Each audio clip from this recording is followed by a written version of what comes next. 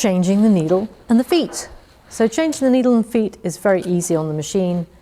Changing the needle first, we've got a furled thumb screw over here with a little cutout for a hex key, the 2.5mm hex key. Just loosen that off and then just loosen that off. And then you can undo it. It just come out, hold on to it. These needles should last quite a long time, at least, a project. You shouldn't have to change the needle in between. Just one project per needle and then change it is the general advice. Sometimes you can hear when it's gone blunt, or you can see it. If it's pushing the wadding through to the other side, it's probably blunt, and it also sometimes makes like a sort of noise. So listen out for that. These are industrial type of needles. You can get it 100% in the wrong way around. I should say 180 degrees the wrong way around, not 100%.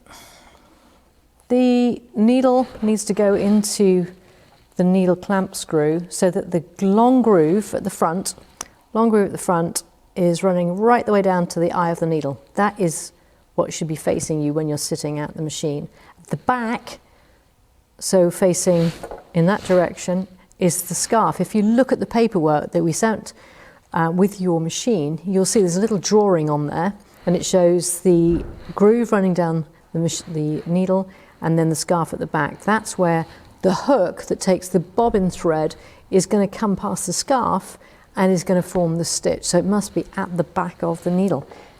These are all things that we'll cover in more detail on the foundation workshop when we can.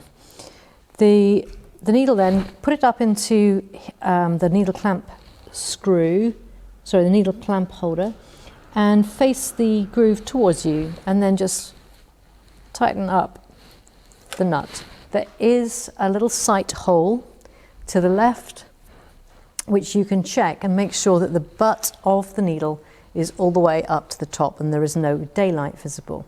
Just have a look at that.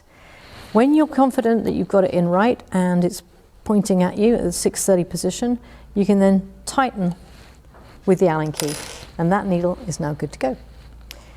To change the foot, we're going to use the same Allen key.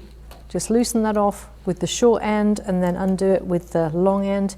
You might think it should be coming off now, but that screw goes all the way to the back, and therefore it will not drop until it's completely unwound, or unwound enough. You don't need to take the nut out. Now, it won't necessarily just come straight off, because it depends on how far up this cycle has gone of the foot, but actually it's on a spring. So you can just do that.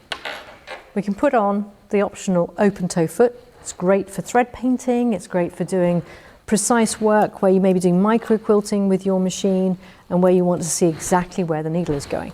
So on the spring, just pop that up and tighten it up with the long end of the Allen key, and then the final bit with the short end, just to make sure that ain't going nowhere. You are good to go.